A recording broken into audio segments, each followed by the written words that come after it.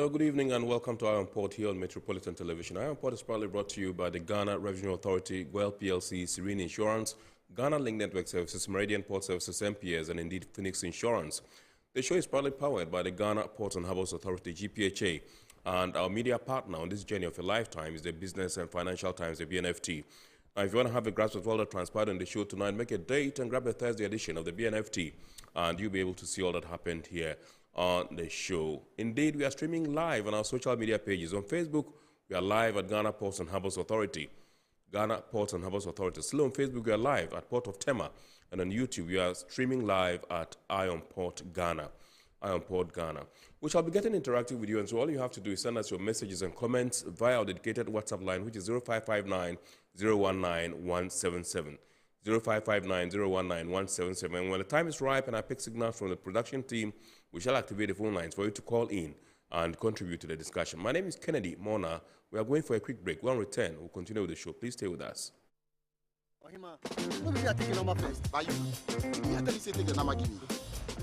Guys, now I'm tired.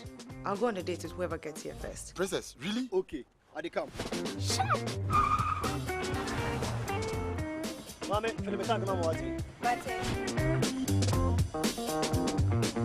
Boss, fill my tank with Super XP Ron 95. Blow up with Super XP Ron 95 and Diesel XP high performance products from GOIL.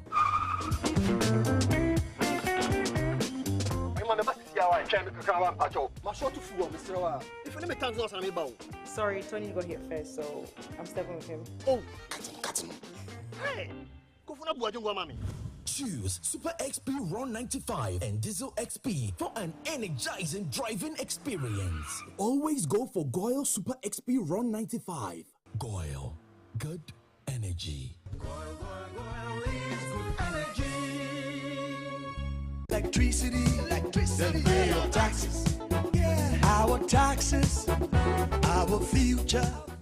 Because you see, without our taxes, we wouldn't have good roads, good schools, better hospitals, street lights, and other very important social amenities. When we pay our taxes, we give our children free and quality education. Talga, my money too small. Why should I pay my tax? Look, small.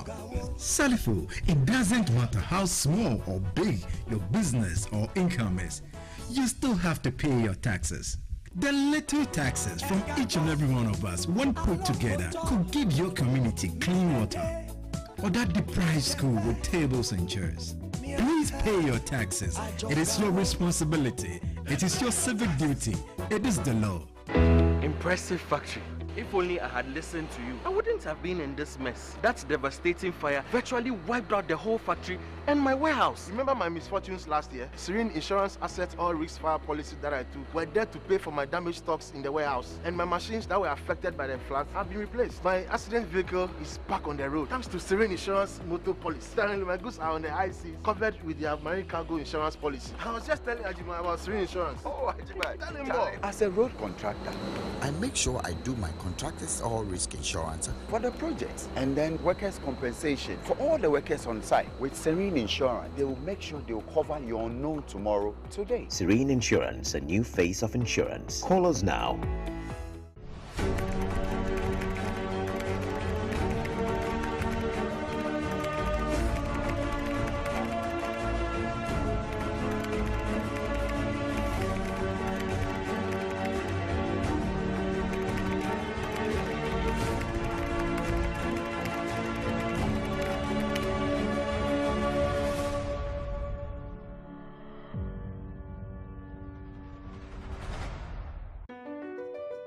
MPS Terminal 3 is Africa's new state-of-the-art container terminal at Tema Port. For manufacturers, agro-processors and traders, the new port means business can be done faster. This infrastructure boost will improve Ghana's port handling capacity, connect more trading routes, and oil the engine of growth for the economy, creating greater opportunities across all sectors as Africa's markets merge and become the largest trading bloc globally. MPS, we connect, you thrive. Business and life can be like the sea sometimes. Sometimes serene, sometimes calm, sometimes turbulent, and at times it brings the unexpected. However it is like, trust Phoenix Insurance for your home, car, business, and marine insurance needs. Call 0302 246 319 or 0243 690 492. At Phoenix, you experience a delightful service delivered with wisdom.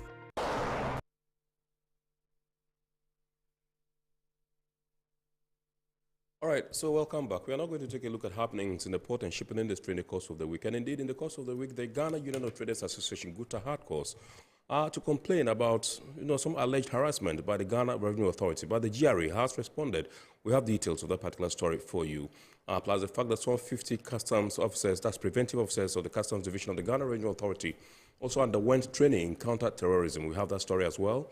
And then the International Labour Organization and Ghana Maritime Authority are also collaborating to ensure improved living and working conditions for Ghanaians working on fishing vessels in our waters. Let's take a look at these stories and more.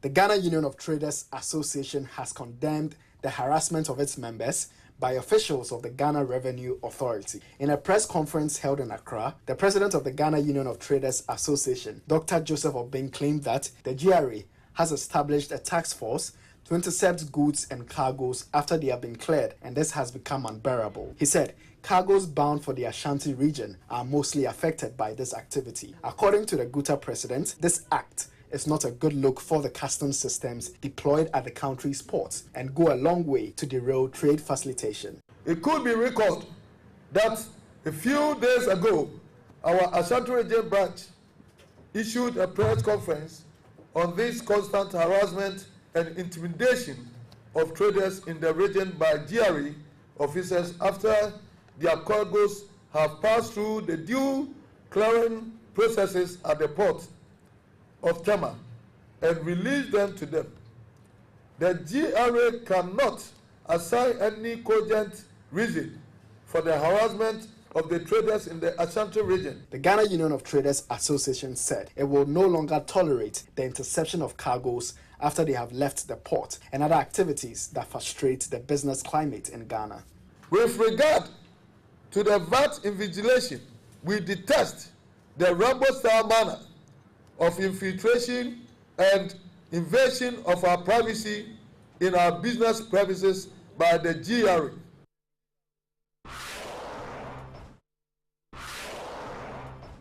In a related development, the Ghana Revenue Authority has issued a swift response to narratives circulating in the media space from members of the Ghana Union of Traders Association and Traders Advocacy Group Ghana.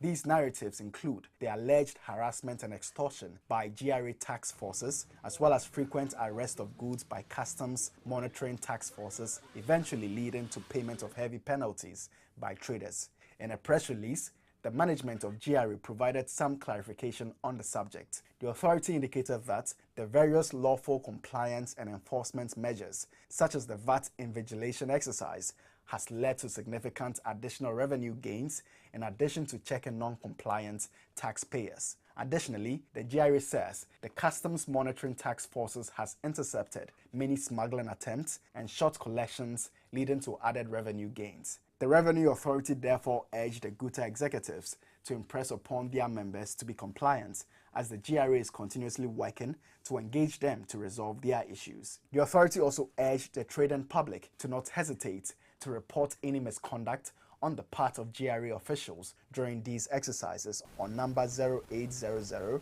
900 110. The GRA has assured that it will continue to ensure that human involvement in revenue mobilization is reduced while improving on automation of systems to eliminate the use of discretion and thereby assist taxpayers to comply. 46 men and 4 women from the preventive unit of the Customs Division of the Ghana Revenue Authority have successfully passed out from a 3-week intensive counter-terrorism training program at the 64 Infantry Regiment Training School in Esutrare. This takes the total number of preventive officers who have undergone this training to 250 since 2017, when the program was initiated. The officers underwent training in military drills, weapons training, armed combat, among others, all towards the mandate of detecting, deterring, and disruption of illegal movements of goods, funds, and individuals that may be used to support acts of terror across the country's borders. Chief Revenue Officer in charge of the Preventive Unit at Customs, Kenneth Baye, highlighted the significance of such training programs in service of the fight against the ever-present threat of terrorism. We are the frontline agency as far as the borders are concerned. And this training will really equip us to play a role in stopping any threats before they become an event. It is also important because the training equips you. Training is the best tool that can help us to effectively stop or interdict threats of terrorism. The commander for the Customs Counter-Terrorism Unit, Benjamin Bekai, said his outfit will continue to carry out its special mandate. You know, as a customs division, we have three-pronged mandate to collect revenue, to protect the public safety, and then to facilitate legitimate trade. So my unit, it's a specialized unit that is supposed to detect, deter, and disrupt illegal flow of goods and funds that will be used to facilitate terrorism in Ghana. Deputy Director of the National Counter-Terrorism Center of the Ministry of National Security, Daniel Osei-Bonsu, said this program ties into government's objective of protecting Ghanaians. This whole fight against violent extremism, radicalization and terrorism, we want to make it a non-kinetic affair. We don't want to weaponize it. That is why we are saying everybody must be part, every agency must be part. And that's the role national security is playing here.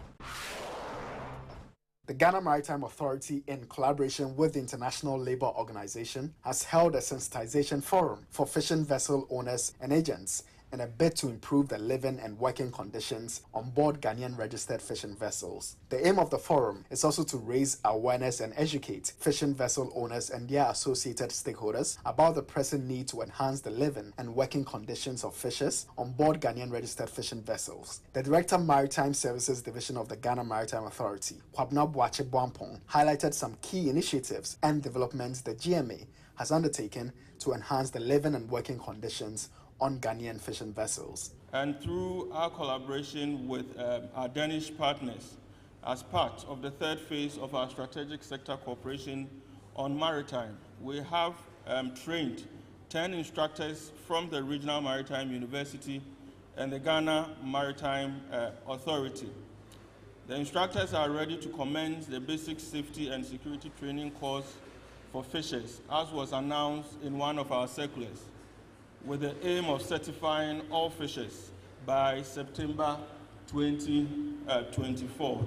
He revealed that the GMA now requires all foreigners serving on board Ghanaian fishing vessels to be issued with flag endorsement certificates to serve as a means to verify their qualifications and experience. The issuance of these endorsements is based on the execution of Memoranda of Understanding between Ghana and the respective administrations of these foreign nationals.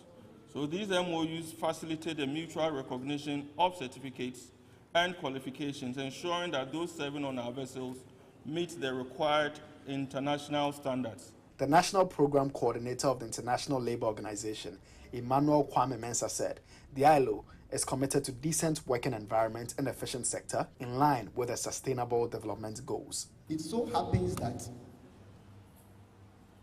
there are more than 128,000 fishers who are trapped in forced labor across the world.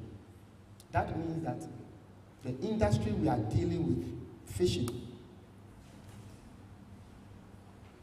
is not exempt from the practice of forced labor, modern slavery, and human trafficking.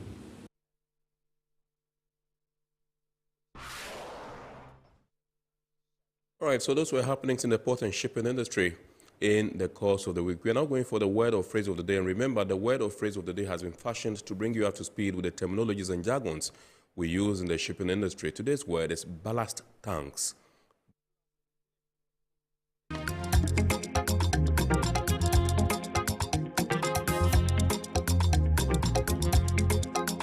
Ballast tanks are compartments at the bottom of a ship that are filled with liquids for stability and to make the ship seaworthy.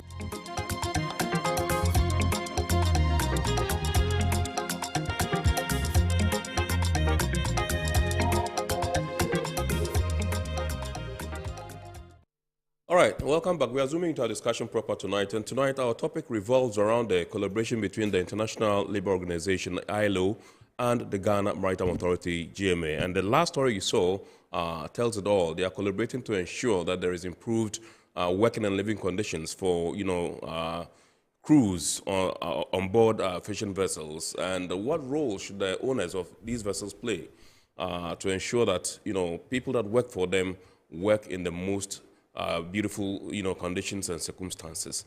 And so tonight, that's what we're looking at. We are privileged to have in the studios tonight the man you just saw there in the news item, Mr. Emmanuel Kwame Mensah, who is a National Program Coordinator, 8.7 Accelerator Lab Program, International Labour Organization. He will tell us what the 8.7 Accelerator Lab Program is.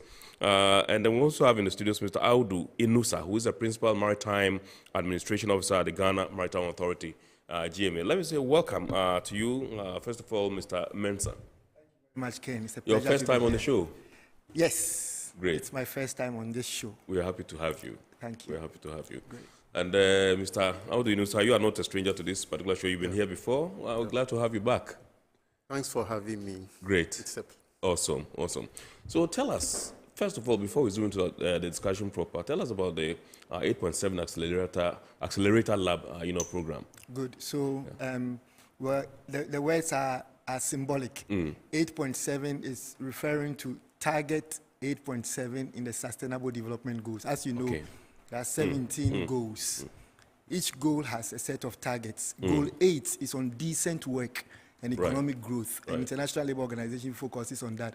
Under Goal 8, there's a target that is aiming at eliminating forced labor, child labor, modern slavery, and human trafficking from all forms of enterprises and work by 2025 and 2030. Right. So we have running a program to support countries to achieve this target. And the idea is to accelerate action because COVID and other things reduce the speed at which the goals were being achieved.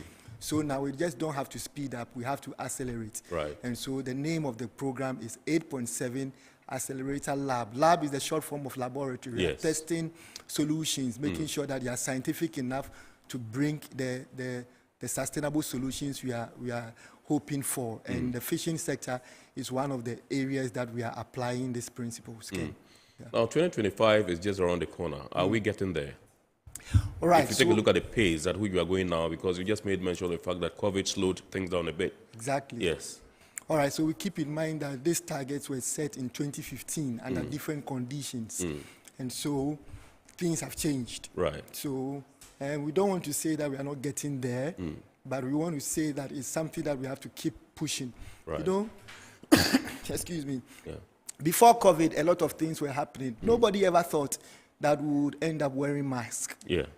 But in less than a year, everybody was wearing masks. Absolutely. People would have thought that for you to sensitize citizens across the world to start wearing masks, it will take 10 years, all the reasons. But because of the pressure of the problem, everybody saw sense that we had to do this or our lives would be at risk. Absolutely. So if we have the same mindset so that towards some of these challenges we have, that no, look here, if we give some priority to these things, we can do it as fast as we think is necessary, because we do it under other conditions. So the mindset is critical. So are we getting there in 2025? I say that it's possible. It may not be likely, but we have to keep working at it. There are 4 things we are eliminating. I mentioned child labor, modern slavery, human trafficking, and then forced labor. It is child labor that the target is up to 2025. But for the other 3, we are looking at 2030. And we know that... Can we go over them again? Like, I beg your pardon. So we are eliminating child labor, modern trafficking, modern slavery, okay, human trafficking, and forced labor. But the program I am working on is focusing on forced labor in a particular sector, which is the marine sector. There are other colleagues and other projects that are looking at this other three. All right, awesome. So tell us briefly about your collaboration with the Ghana Maritime Authority. Good. So the government of Ghana is doing great work in achieving the sustainable development goals. There are setbacks. Recently, we heard the UN chief say that about 12% of the goals have been achieved in Ghana. There's a long way to go. But Goal 8 and Target 8.7 is looking at elimination of forced labor in all sectors. But our collaboration with the GMA is to look at their space, marine. Right. Okay, so look at the space of fishing. Okay, what can we do to improve work in that area? And if you know the ILO, you know that we stand for social justice through decent work. Right. In other words, we want to make sure that enterprises, areas of work, every kind of job, formal or informal, is decent. And when we talk about decent, it's not just an English word. It's a technical term which means that there must be good jobs.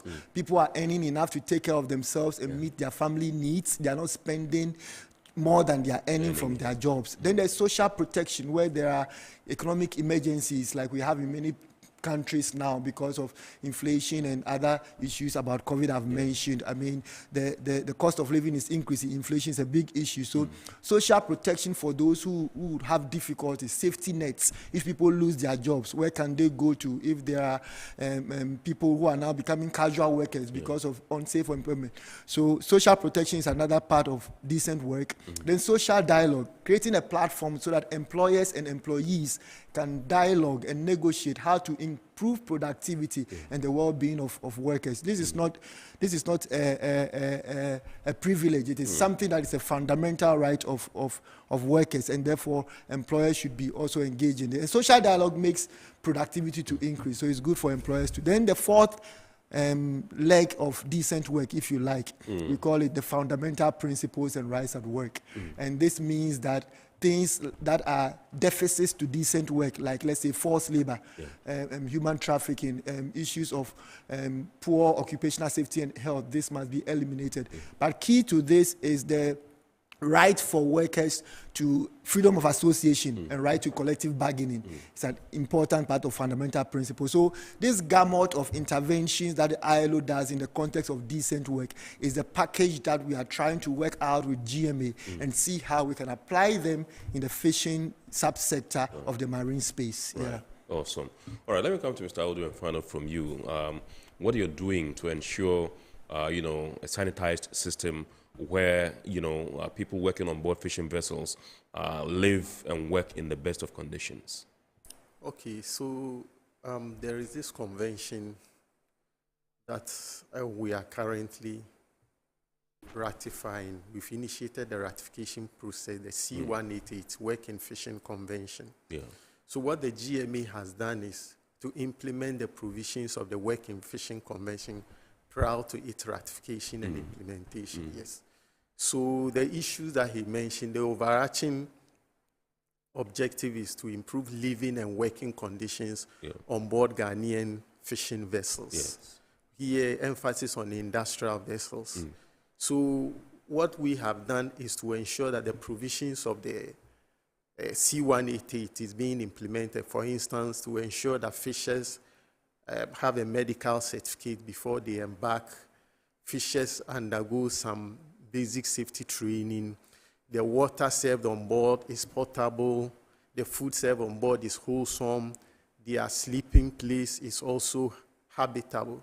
So generally speaking, the vessel is the sleep area, is the work, is the place of work, and at the same time, is the home of the fisher.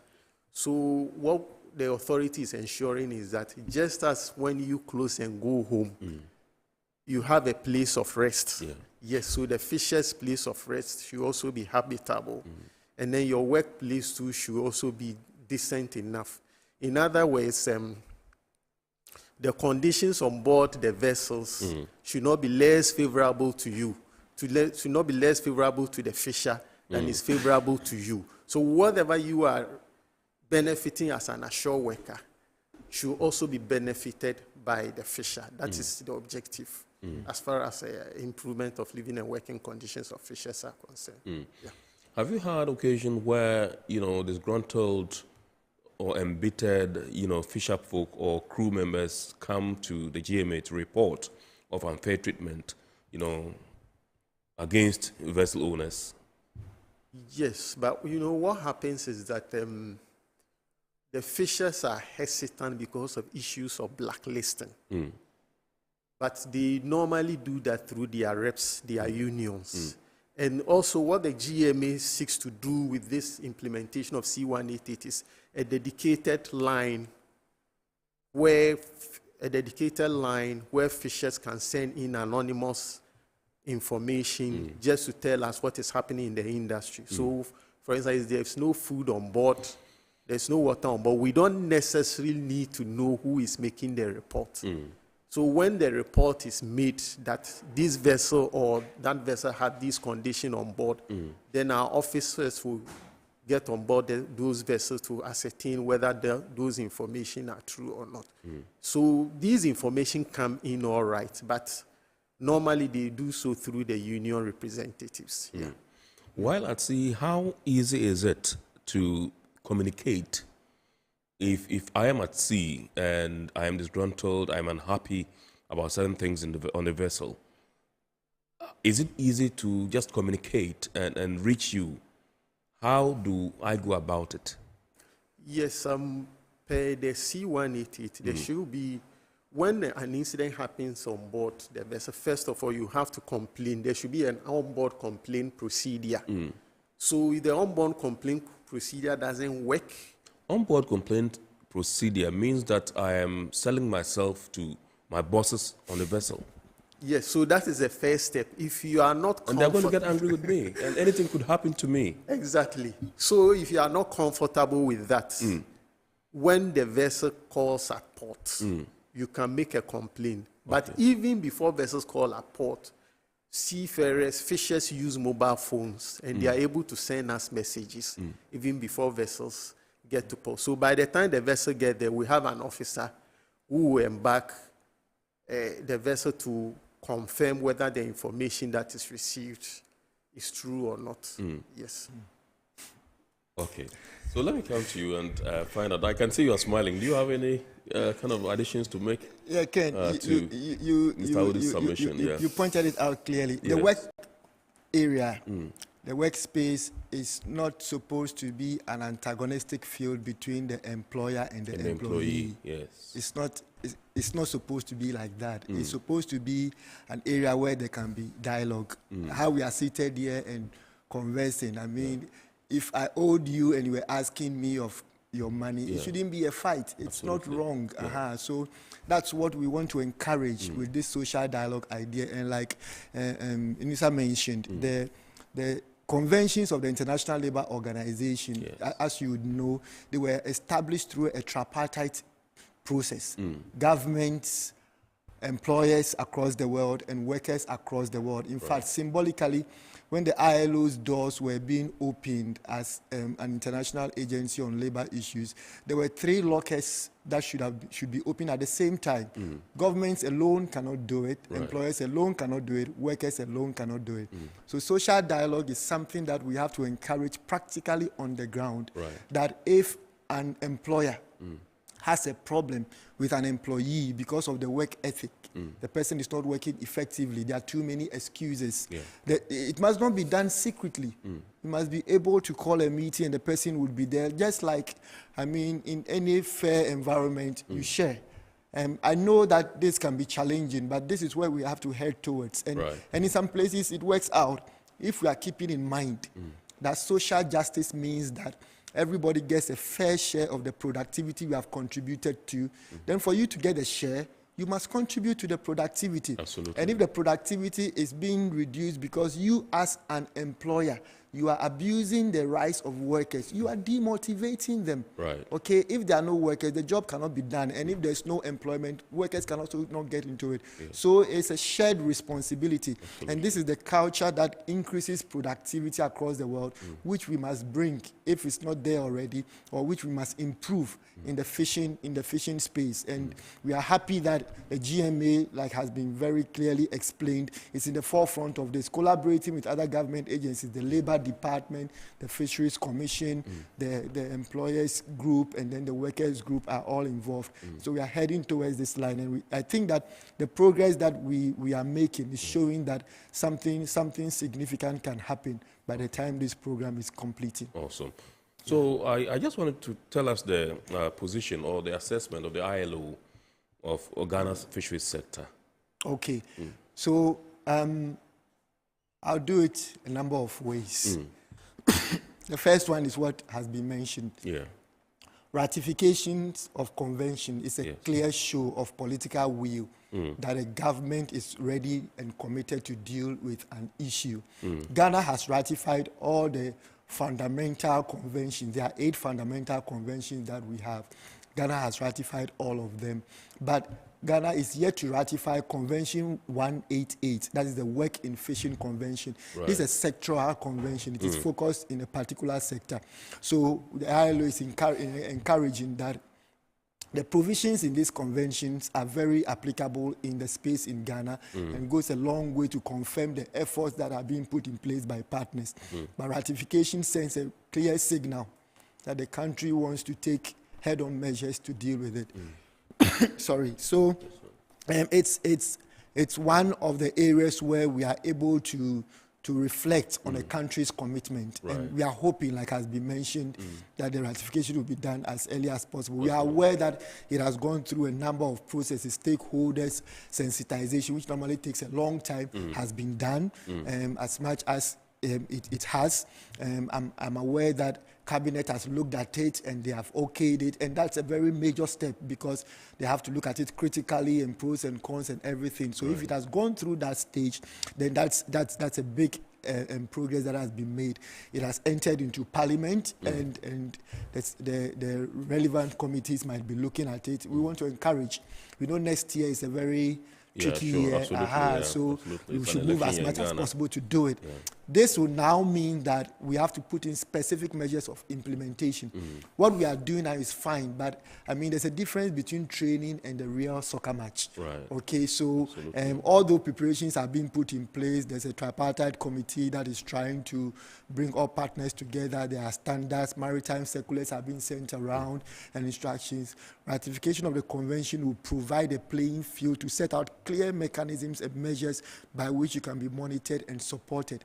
And the International Labour Organization is very ready to provide the technical support that will be given after the ratification has been done. Yeah. So how do we measure Ghana's performance in the fisheries sector? Ratification is a big issue. Right. The second thing is that I think that there's a significant progress because when we see the communication that GMA has with the stakeholders is very respectful. They respond. The authority is in control. But control must translate into improvement of the conditions at the place. I mean, occupational safety issues are major issues. The issues of forced labor. You know, there are forced labor indicators. Like I mentioned in the clip you showed, 128,000 fishers across the world are trapped in forced labor. And this is not too healthy. Absolutely. I mean, if there's a case like that in Ghana, we have to deal with it. We see sporadic ones. We are yet to do a broad survey to bring out the numbers. But what is forced labor? If somebody is doing work involuntarily, or if he doesn't do it, there's a threat of punishment. If the person is physically abused or the person's vulnerability is abused because he cannot speak a particular language, maybe he's cheated because he's not educated, his salary is not up to date or something, he's not given a contract or he doesn't read to understand the contract, he's shortchanged in one way or the other.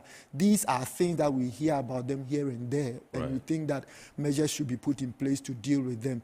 We also think that the collaboration with employers and the Ghana Industrial Trawlers Association, the Ghana Tuna Association, I think that they are also moving well to put in measures to deal with some of these things. The National Union for Seamen, Ports and Allied Workers is doing great work. The Maritime and Dock Workers Union, they are organizing their people.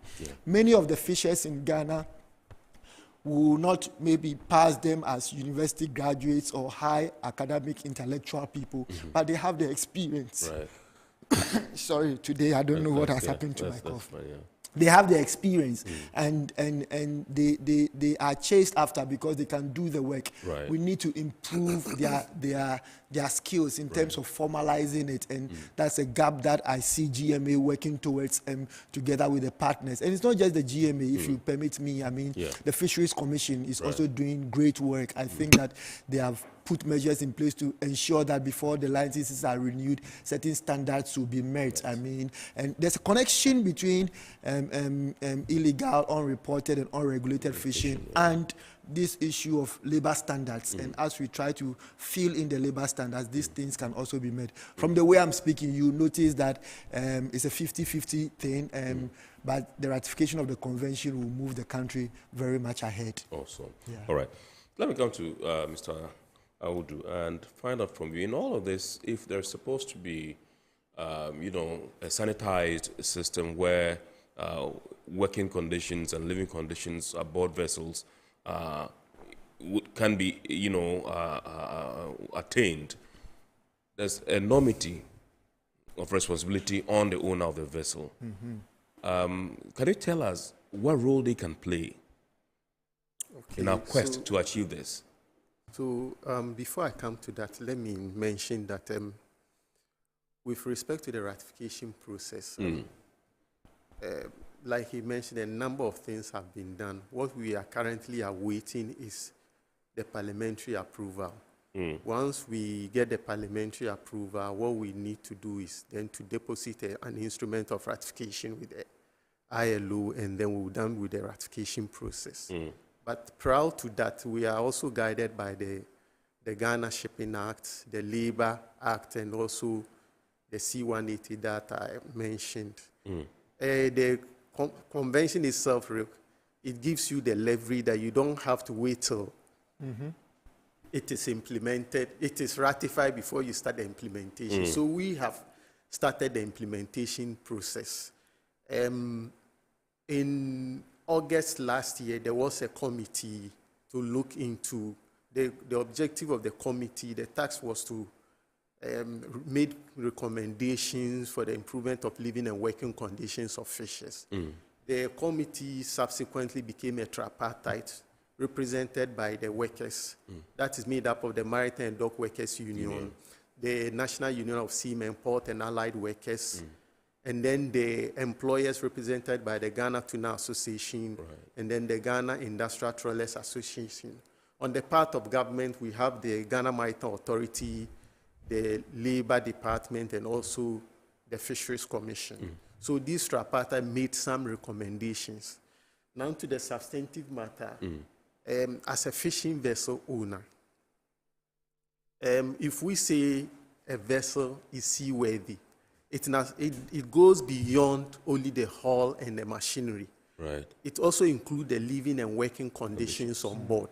So as a fishing vessel owner, you are supposed to ensure that the fishing vessel has the necessary equipment and facility to ensure that the living and working conditions on board are as required per the convention. So that is what the authority does. And then the authority has a checklist, that every fishing vessel owner should have. If you go through the checklist and you meet all the requirements on the checklist, it means that you have met all the requirements. Those are one of the recommendations that were made by the tripartite. And as part of it also, the authority will go ahead and issue a maritime labor compliant certificate. And there are two aspects of this convention. There's one that we didn't mention. Even though our emphasis is on the C188, there's also the CTA, the Cape Town Agreement. Okay. Okay, so the Cape Town Agreement, that is what, that's put emphasis on the hull and machinery. So as we are, you cannot take care of the living and working condition without the hull and the machinery. For instance, the sleep area will have to be taken care of, and normally the Cape Town Agreement does, complemented by the C188. So in sum, that is what we do. We make sure, first of all, implementing the provisions of the recommendations of the tripartite committee, and then based on that, all the recommendations that are made, whatever is required on board to make the vessel seaworthy, which includes the living and working conditions, the fishing vessel owner is supposed to ensure that all these requirements are met before a vessel sets sail. Yeah. Okay, so I just want to find out from you, before we proceed, whether there are sanctions that are meted out to intransigent fishing vessel owners. There is nothing more than having your license revoked. So, like I mentioned, what the committee seeks to do is, you know what, without a maritime labor license, you will not be granted clearance by the Fisheries Commission. So that's what we are going to propose. There are a number of recommendations. What we are doing is a gradual implementation of these recommendations, because we cannot do all at a goal. We also have to take into consideration these are costly. You have to consider these are things that were supposed to be done earlier on that we have delayed in doing. So in our attempt to do that, we also have to consider the plight of the fishing vessel owner. That is why we brought everybody to the table. That they will have to implement this, but on a gradual process. But the most important ones have to be done. For instance, about the health of the fisher. No fisher currently goes to sea without a medical certificate.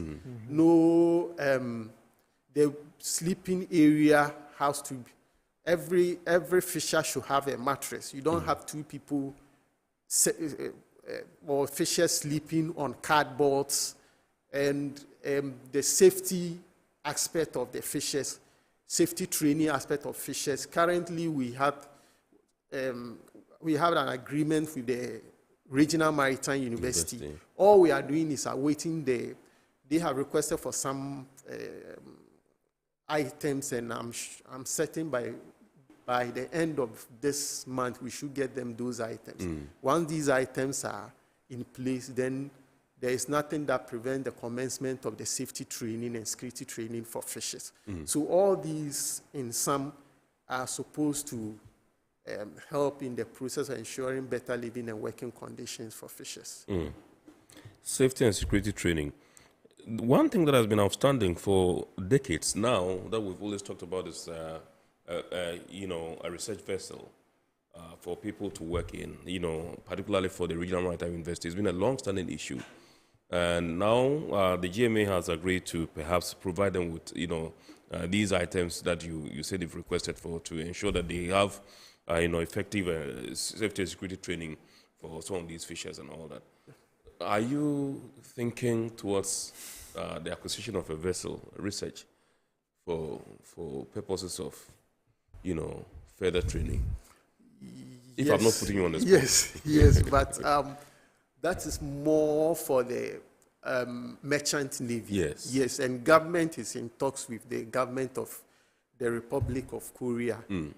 But that is outside the scope of this. Absolutely, I know. Yes, I know. But when it comes to fishing vessels, that we have an advantage because we have a number of fishing vessels. Yes. And then the fishing vessel owners are also, the relationship is a symbiotic one. If you don't provide the opportunity for persons to have training, you will not have the necessary resources, i.e. the fishers that you need.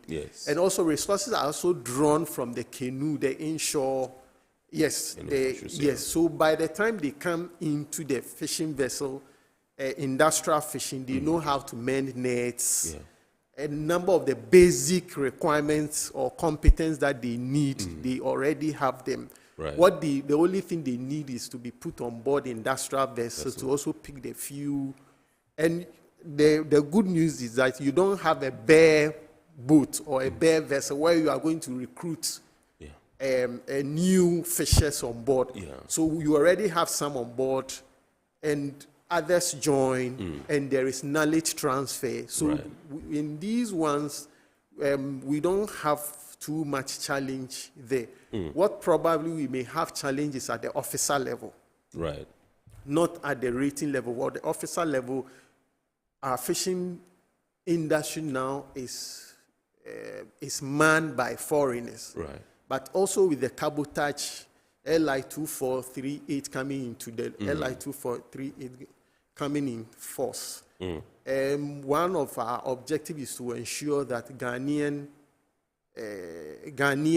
in the fishing industrial fishing industry will gradually take up some of these competencies, and then they will take over the navigation and operation of these vessels. Is it that we don't have the expertise yet? That's why we have foreigners in this particular space. What I would say is there is competition in the industry. Okay, so just as you take rational decisions, fishers or other people also take rational. So you know that we have an oil and gas sector. So the question is, if I have to choose between fishing and taking a vocation in the oil and gas sector, which one is more rewarding? Yes, but we still think that we can have others who are also interested in the fishing, but that has been the challenge, because most of the seafarers are interested in the merchant marine, and also, like I mentioned, our industry, the Ghanaian maritime industry now provides opportunity in the oil and gas sector. That is more rewarding. So these challenges are the ones that is inhibiting the development of the industry. Okay, I'll come back to you, but let me come to Mr. Mensah and find out from you. I know the ILO have standards, for practice in the fishing sector. Can you walk us through some of these standards that you've set? Yeah, thank you. So the standards of the International Labour Organization are put together by the whole organization, made up of the tripartite I explained, and they are manifested through our conventions. So for the fishing sector, we have the Work in Fishing Convention that spells out the international labor standards in that sector. And there are some provisions in there. For example, it is standardized that the recruitment and placement processes should be done in such a way that the worker who is being recruited doesn't suffer. So nobody has to pay any recruitment fee before the person is recruited to work.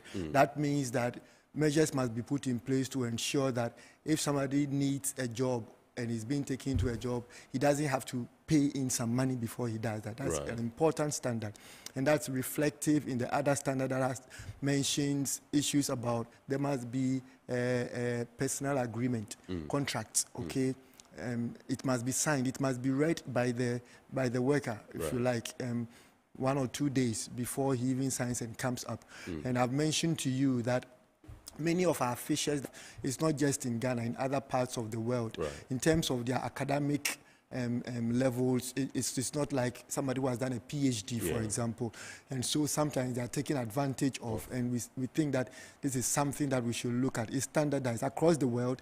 There must be a fisher's work agreement which the fisher has read and understood and appended the signature. And then the provisions in the agreement must be met. Okay, all right. Another standard I mentioned from the beginning is that there must be a platform for dialogue between the employer and the employee, so that there is good communication and the rights of the employee, the worker, is not abused. It shouldn't be the case that a fisher should feel threatened when he joins a union. All right, he should feel comfortable that, he's joining a group that can help in collective bargaining and is protected. And the employer must respect this provision. Okay, there must be a crew list, for example. If you go on a vessel, pre-departure preparation should show a crew list of the people who are going on the vessel, and this must be consistent with those who are there. There can be differences here and there due to maybe immediate challenges, but the standard is that The crew list must be there, and it must be a credible point of reference, so that if there's a difficulty while they are at sea, there's a reference point. Right. There must be effective social security for every worker.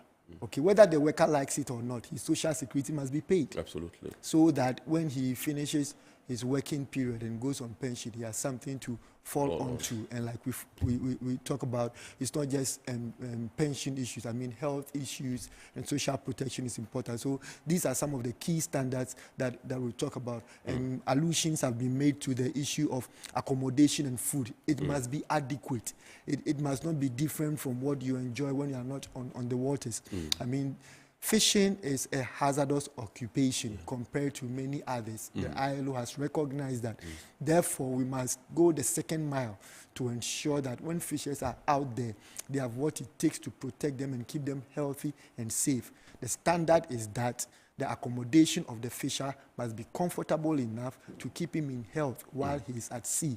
The food he gets must be nutritious enough to give him the energy he needs to do his work and keep his health intact. All right. He must be safe. He must be safe. I mean, human beings are not amphibians. We don't live in water. But if you are working on water and it happens that you must get into the water, I mean, there must be gadgets that will keep you safe and protected. The floating, how do you call it? The life jackets must be available, protective clothes. These are key standards that must be met. I mean, in terms of maybe there's the need for repatriation. I mean, the worker should not bear the brunt of the cost of being repatriated. And you know, the fishing area is not just locally registered vessels. There are some fishers who are migrants. They go to other places. There are standards to that. The recruitment process must be safe, and then their rights must be respected. If they have issues to need assistance from external governments, they must be given those. So these are some of the standards you have in the C188, and we are happy to say, like Inusa has mentioned, although it has not yet been ratified in Ghana, the tripartite committee is putting the implementation of some recommendations that is meeting some of these needs. I'm happy to say that the issue of contracts is something that has come up, and the committee has been able to get the partners to issue our fishers with contract. If I understand properly, maybe GMA can confirm it. I mean, from last year, November, there was no fisher who was going to fish on the water that didn't sign a contract. I mean, there are teething problems with it. This is the first time, it's baby steps, but it must be continued. And we want to see that the contracts are standardized, their salaries are well negotiated, and they are happy with it. Hours of rest is another important standard. I mean, it says seaman no overtime. You work until when there's fish, you have to go and catch it, and you don't know where the fish are coming or going. But it must be such that intermittently you have periods of rest as you work, and the standards are very clear. I hear that now, and when they go on the waters, it must not be more than 30 days. Okay, this is also part of the standardization process. So all these things are references that the C188 provides for, and we encourage. I'm very happy that media is very interested in this. We encourage that knowledge should increase so that we can ask important questions, and then employers who also want to increase their productivity. The standards are supposed to help us increase productivity and provide decent work in the space. And this is something the ILO is encouraging. We are working not only in Ghana, in Liberia, in Ivory Coast, in Benin, through the Fisheries Committee for the West and Central Gulf of Guinea. So the work that GMA is doing here, we are hoping will become a good model. We are able to tell people that, look, it can be done. It can be done. Ghana has done it. These other people have done it, so we can do it. Fish don't know borders. So, I mean, if it's good in Ghana, then Togo can also learn. If it's good in Togo, Ghana can also. Standards are cutting across the world. What's happening here is what happened in the Philippines in terms of maintaining the standards. It's the same thing, and we want to encourage that partners will let this happen in Ghana. Absolutely. Great. So let me come to Mr. Audu. And find out from you, if you can tell us what the state of the industrial fishery sector was prior to the creation of the tripartite committee, which you mentioned.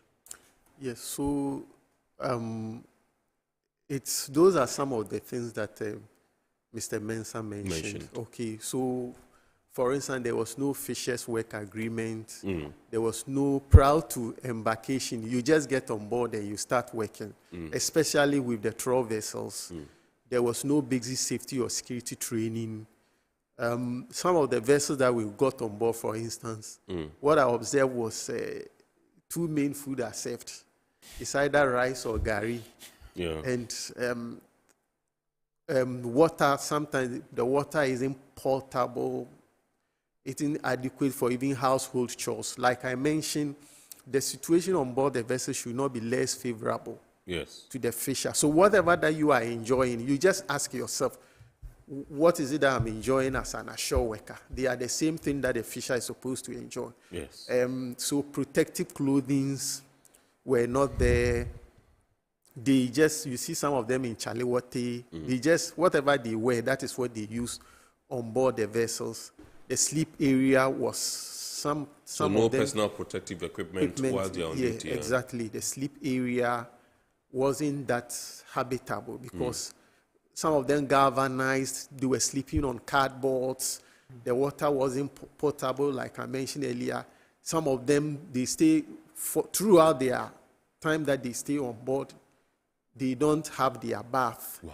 Yes, so these are things that the tripartite looked into. There are merits of them, and then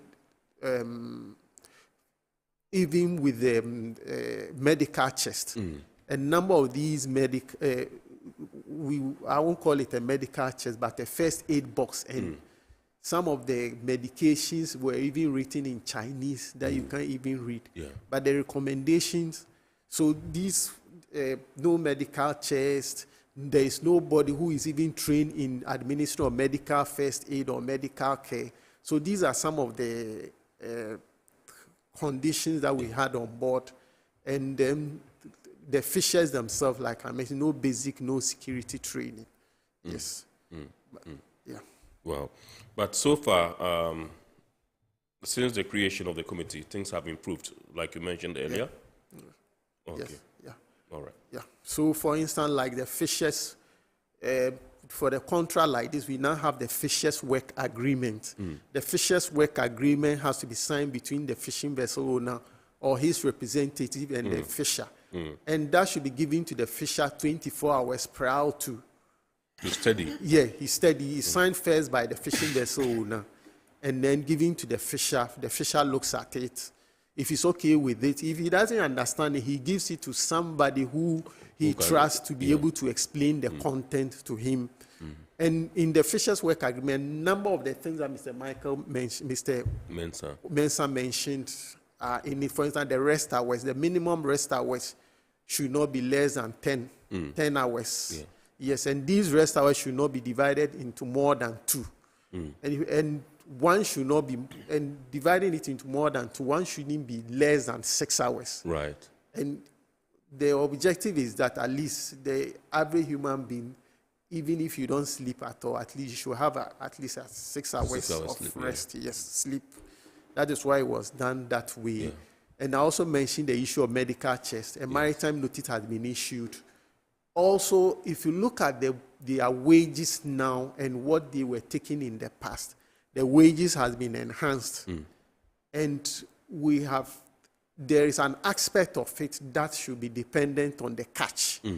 And that should be self-regulating. If they make more catch and the price of fish appreciate on the market, then that aspect, the catch bonus should also go up. Right. Yeah, so a number of, also with the issue of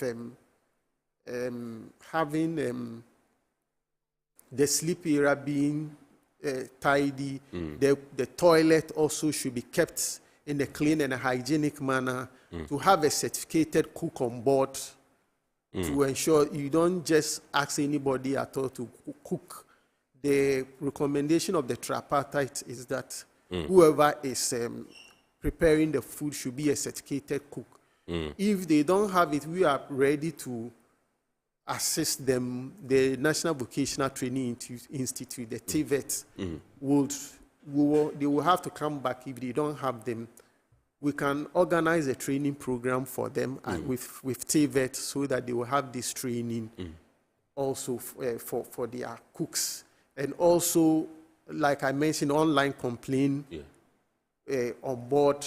The authority is also, there's also supposed to be a toll-free number where you can reach the authority when there is anything going on board that you think the authority should know. So these are a few that I can mention, that the authority has done. All right, I'll be coming back to you, and when I want to find out from you, you mentioned the issue of bonus, when there's a bumper catch. I just would find out from you whether there's a fixed salary for these workers or their salaries are based on how much, catch they make as they go along. Yes, so this is Iron Port here on Metropolitan Television, and tonight we're taking a look at how we can ensure improved working conditions, working and living conditions, aboard fishing vessels registered in Ghana for employees. Tonight we have in the studios Mr. Emmanuel Kwame Mensah, who is the National Program Coordinator, 8.7 Accelerator Lab Program of the International Labour Organization, ILO. And also in the studios, Mr. Audu Inusa, who is the Principal Maritime Administration Officer, Ghana Maritime Authority. We are going for a quick break. When we return, we'll continue the show. Please stay with us.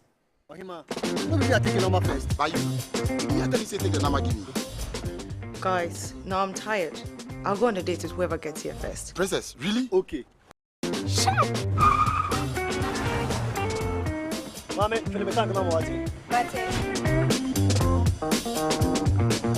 Boss, fill my tank with Super XP Euro 95. Roll up with Super XP Ron 95 and Diesel XP high performance products from Goyle.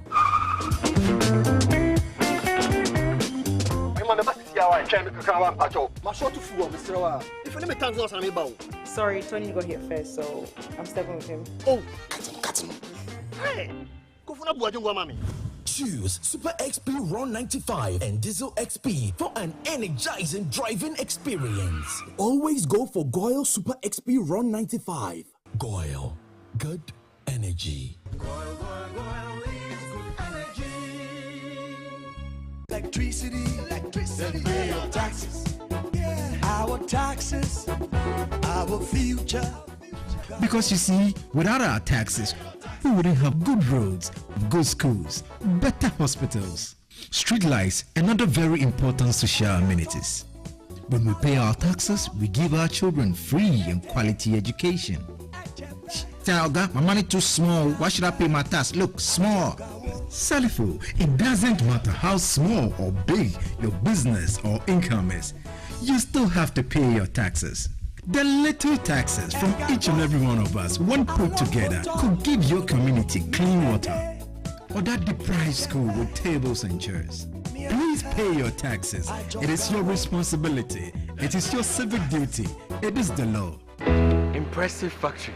If only I had listened to you, I wouldn't have been in this mess. That devastating fire virtually wiped out the whole factory and my warehouse. Remember my misfortunes last year? Serene Insurance Asset All Risk Fire policy that I took were there to pay for my damaged stocks in the warehouse, and my machines that were affected by the floods have been replaced. My accident vehicle is back on the road thanks to Serene Insurance motor policy. Suddenly my goods are on the high seas, covered with their marine cargo insurance policy. I was just telling Ajima about Serene Insurance. Oh, Ajima, tell him more. As a road contractor, I make sure I do my contractors all risk insurance for the projects, and then workers' compensation for all the workers on site. With Serene Insurance, they will make sure they will cover your unknown tomorrow today. Serene Insurance, a new face of insurance. Call us now.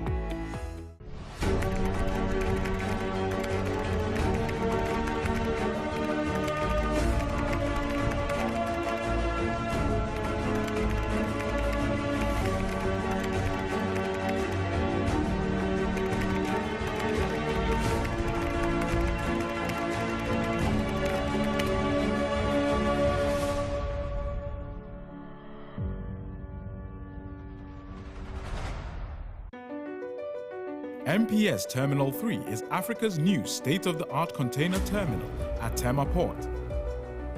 For manufacturers, agro-processors and traders, the new port means business can be done faster.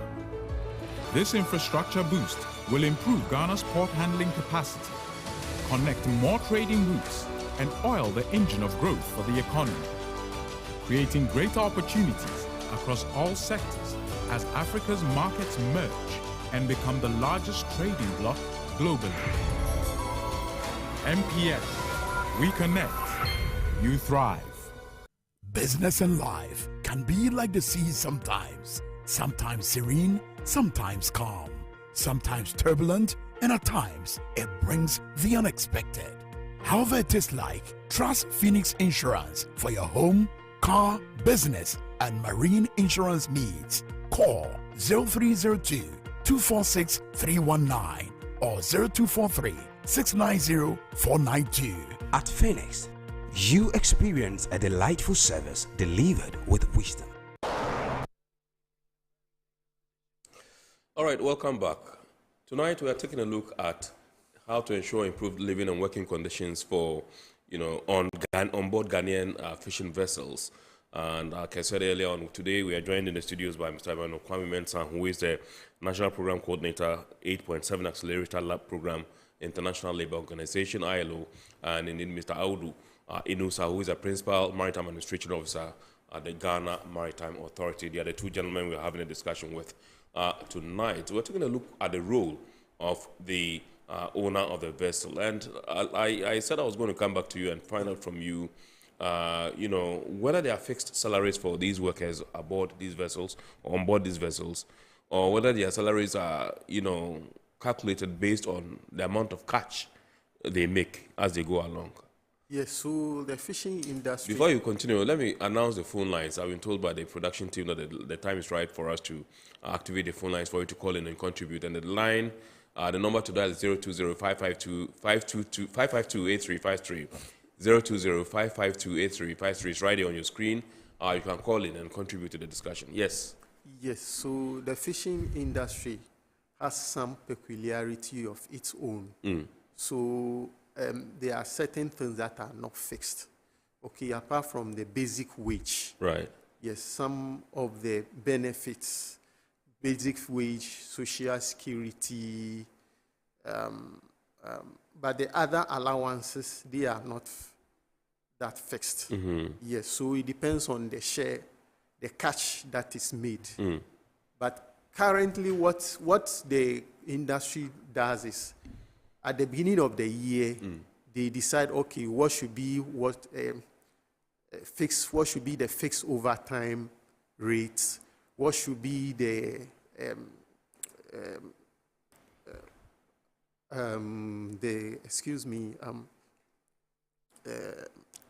those terms, chop fish bonus. Right.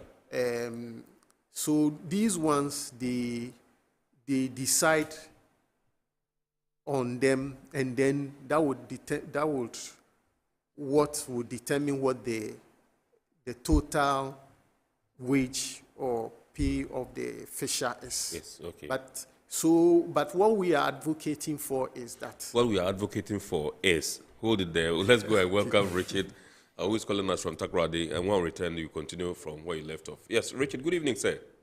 Yeah. Good evening. Good evening. Yes, sir. I think I just started watching the program a few minutes ago, but there's this thing that struck me when I once went to Takoradi, secondary fishing harbour to buy fish. And the information per my discussion with the people, it came to the fore that, when you go to the secondary fishing harbour, there are these people who normally work there, and within the value chain, you realize that when they come, the watchmen, those people who offload and all those things, they get their daily bread from there, as well as, sorry to describe these people who are like junkies, and they are part of the chain, those who carry the things there.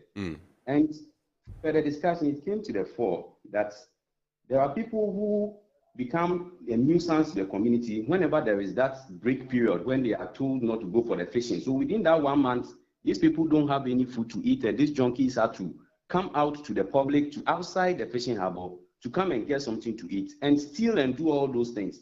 So my question is, during those periods, I don't know if they have not realized it, but if they have not realized it, fair, I'm bringing it to their attention. But if they've realized it, and even if they don't know, I'm bringing it to their attention, what are they going to do to curtail some of these things? Because it's also something that should be looked at. So thank you very much. Thank you very much, Richard, for your call. You can also call. The number to dial is 020-552-8353 and contribute to the discussion. I don't know whether you got Richard's point.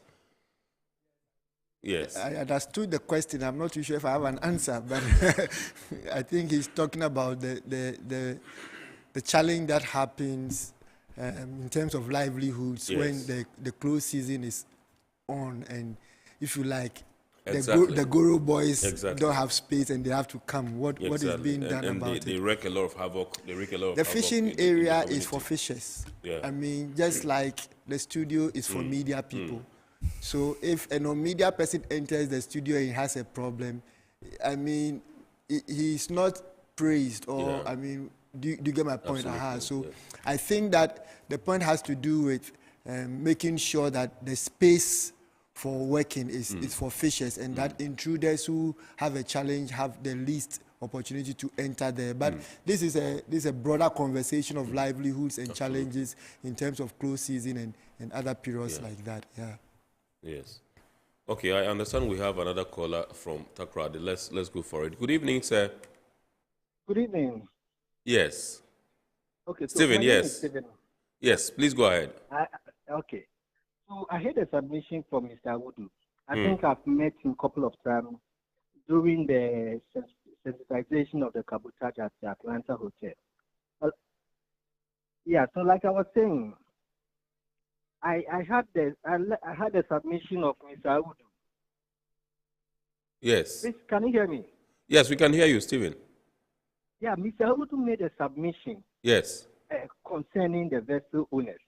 But I think the last time we met at Atlantic Hotel in Takoradi, yes, I made a reference to him about the welfare of the seafarers. Actually, there is no association binding them together. And the sad aspect of it is they are mandatory and their documents, they need to be registered or renewed. My brother, could you imagine that this thing can be renewed and for a year, number of years, they don't get a job? But when it elapses and they are going for renewal, the fee is still the same. We've made this appeal to them the last time we met. They said they will give a consideration. As we speak now, I have about 4 employees who we are trying to get them a job. But they still have to go and do the renewal of their documents, of their mandatory. And as it stands, they've stayed home for like 3 to 4 years. And when you go to the GMA office in Takoradi Center, you see a lot of seafarers loitering around, looking for opportunity to be hired. I beg Mr. Awudu and the GMA as a whole, what action plan are they facilitating to curb this menace? Because if I have to pay an amount of money to renew my license for no job, it makes the system so confused. I beg you should take it up. That's my concern. Thank you very much. Okay. Thank you. Is he referring to fishers or seafarers? Unfortunately, that didn't come out well. But if it's with fishers, there are opportunities for fishers in the UK and outside, especially in Europe. So apart from that is why we want to protect our industry here. Okay, what currently is happening is that the UK is considering fishers as skilled workers. Right. And therefore, there are certain requirements that you need to meet before you can go out and work as a skilled worker. Yeah. That is the challenge now, because now you need to sit for the IELTS. Absolutely. Yes, you have to go to the British Council, you sit for the IELTS, come to GMA. So if you have your mandatories, if the person has his mandatories, he has experience in fishing, and he has the IELTS certificates, I think that there are opportunities for them. That is if he's referring to fishers. Right. Yes. Okay. Otherwise, for the merchant, the GMA, what the GMA is currently doing is, GMA signs memorandum of understanding with fishing ship source countries. Yeah. And what happens is that once this memorandum of understanding is signed, we have these seafarer recruitment and placement service providers. So the seafarer recruitment and placement service providers are supposed to link up with their colleagues in the ship source countries to provide opportunities. Currently, we have about 37 countries that we've signed an MOU with. include UK, it includes Denmark, it includes Germany. Those ones that we are looking forward to sign, even recently, just I think this month, we initiated a process with Saudi Arabia. Right. So we are expanding the scope, and we'll edge one other aspect of it is also, even though it's not within this scope, since he has brought it up, I think that I should speak to it. The GMA is initiating the Go to Sea campaign. What we want is the seafarer recruitment and placement service providers. Right. We are going to run a program, meet the ship owners in the ship source countries. They can come along with us. We'll organize a meeting, and then they meet them, and then interact with them. Right. Yeah, so that is what we are planning. That is if he's talking about the merchant navy. That is the program that we have, the Go to Sea campaign. Yeah. Okay. There are some messages here. Let me take them. This one says, hi, Import. I'm curious, does Ghana's fisheries sector have a minimum wage regime in place? If yes, can our honorable guest from the ILO expatiate on that? This one is from Miriam in Takrade. I'm not too sure if there's a minimum wage for the Ghana fishing sector. I know that there's a general minimum wage for the country. Okay, so in that sense, nobody should be paid below the minimum wage in any sector. In certain regimes, there are minimum wage, particularly for the fishing sector. I'm not too sure it is the case in Ghana. Okay. Yeah. All right, this one's, yes, you know what the tripartite did was, based on the levels of the fishes, we came out with a wage scale. Yes. So currently, one of the challenges that we want to deal with, because we realize that it's affecting the social security. If you take the wage is around about 700 Ghana cedis. Right. But when the other allowances come, the minimum amount that a fisher is receiving is about 2,300 Ghana cedis. Okay. So what we still want to engage, Mr. Mensah knows about it. We want to come out with a situation where we can have the minimum wage increased. Okay. So that some of the allowances will go into it such that the SNET, the social security will increase. Hitherto, especially within the trawl sector, there was no SNET. Right. But the tripartite recommendations made it necessary that now every fisher who is engaged should be paid SNET. Right. Yeah. Okay. This one says, hello, I am Paul. Very good discussion there. May I know which roles ILO and GMA are playing to improve the number of high-end officers who have on board, we have on board our fishing vessels? From what I remember, we do not have enough captains and engineers to man our vessels. That is a labor issue, I believe. This one is from Akwete in Tema. Yes, so that was, I mentioned that earlier that, we have two main groups of seafarers or fishers. Yes. We have the ratings and we have the officers. Yes. Okay.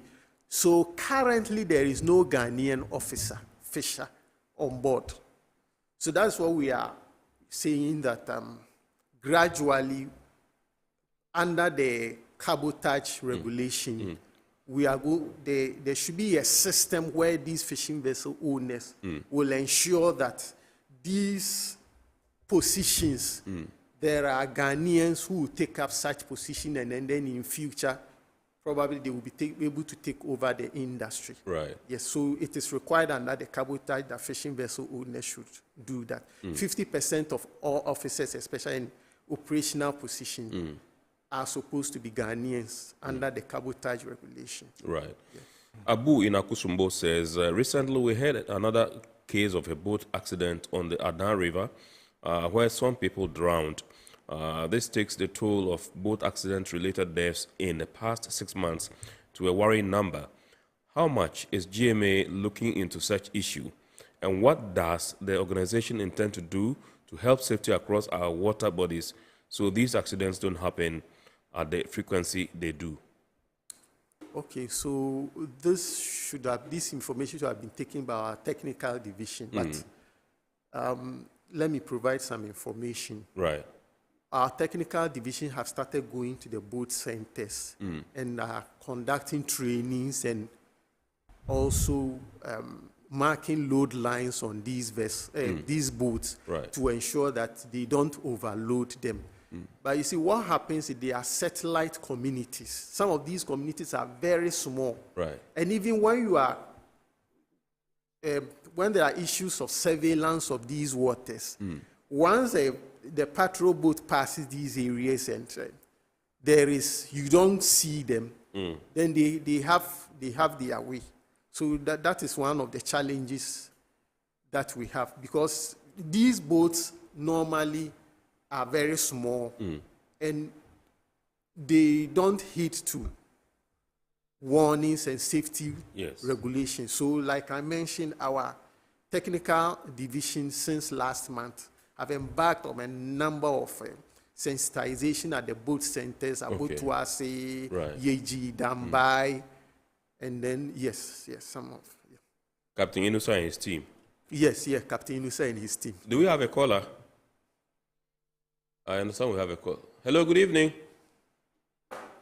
Hello? Okay, I understand he's off. All right. So let me come to Mr. Mensah and find out from you, what, in all of this, what the role of the ship owner should be, the role of the vessel owner. Good. So the vessel owner is sort of the CEO of the enterprise. Yes. Okay, so the buck stops with him. He must make sure that the vessel is safe. He must make sure that the standards, the labor standards are met, the contracts are clear. And I wanted to mention that, I mean, it's important for constant inspection and monitoring because people don't do what you expect all the time. They do what you inspect. Absolutely. So monitoring is a key area that we have to continue to make sure that it's met. And it would be very good if the boat owners, through their association, like the Ghana Industrial Trawlers Association or the Ghana Tuna Association, if they have a self-regulating measure. Yes. Okay, that will be helpful, so that it is like writing a mock in your school. You write the mock before you go and write the main external exam. If the mock is properly done, the external exam is easier. So the role of the ship owners, the operators, should make sure that the international standards are met. We are ready, and we have been doing this with them. We tell them that we are ready to give you more knowledge, more skills, more understanding, explaining what these standards are, how you can achieve them, how that even some of them are closer to you than you think, and what measures you can do to beef up your knowledge is power. So they need to learn more. We'll be happy to see every fisheries enterprise or boat owner or a vessel or a fishing company have a policy on forced labor in marine. I mean, because you have done training on that. What is your policy regarding international labor standards vis-a-vis Convention 188? I mean, what's your policy of recruitment? What's your policy of safe manning, crew list, these things? And like we mentioned, education is critical. Keep on training your people. We know that the fishers change vessel many times. They don't stay here for a long time. But if you have an information system, you get a pool of fishers, and they are all aware of this, and the standards keep on helping the industry to grow. We think that fishing is business. It's not just a commercial activity. Absolutely. It's business that should grow, and it is business that should help the fisher to also grow in terms of having an employment that you can depend on. Absolutely. I mean, even after your work age is over, your pension and stuff. And maybe let me mention this key thing. One of the major roles is to make sure that there's a platform for conversation between the fisher and then the employer. Absolutely. I mean, fishers should not feel threatened, I mentioned this, to join a union. Okay, so there must be space for conversation, and everybody, there must be transparency, and we must live up to it. Yeah. Absolutely. All right, so I'll give you the last word just in 1 minute, and that has to do with this issue of mutual recognition of certificates. If you can break it down just in 1 minute, and then we wrap up. Okay, so Ghana signs MOUs with other countries that recognize their certificate of competency. So we recognize each other's certificate of competence after going through certain audits. So what is happening is that all the foreigners currently on our fishing vessels, those countries would have to sign an MOU with us to ensure that it's not just signing of the MOU, but for also to ensure that these people have gone through the necessary training and they are competent enough to man the Ghanaian registered vessels. So mutual recognition of certificates simply means that it's under Regulation 1/10 of the STCW Convention that countries have come together to recognize each other's certificates and have satisfied themselves that those countries, for persons who hold certificates of these countries, are competent enough to work on each other's vessels. Right. Yeah. Okay. Yeah. Awesome. All right. So that was Mr. Audu Inusa, who is Principal Maritime Administration Officer at the Ghana Maritime Authority. He just ended his remarks there. And then we also have Mr. Emmanuel Kwame Mensah, who is the National Program Coordinator, 8.7 Accelerator Lab Program of the International Labour Organization, also in the studios. And remember, we've been discussing how to ensure improved working and living conditions on board fishing vessels that are registered here in Ghana. That's how we draw the curtain on tonight's edition of Iron Port here on Metropolitan Television. We say a big thanks to our sponsors: Ghana Revenue Authority, GOIL PLC, Serene Insurance, Ghana Link Network Services, Meridian Port Services, and indeed Phoenix Insurance. Remember, the show is proudly powered by the Ghana Port and Harbours Authority, GPHA. We invite you to watch the abridged version of the show on Wednesday at 8:30 p.m. on Ghana Television. My name is Kennedy Mona. God willing, next week we shall bounce back with another wonderful edition of the program. We invite you to keep watching the rest of our programs here and have a super week ahead. Good evening, and thanks for choosing us.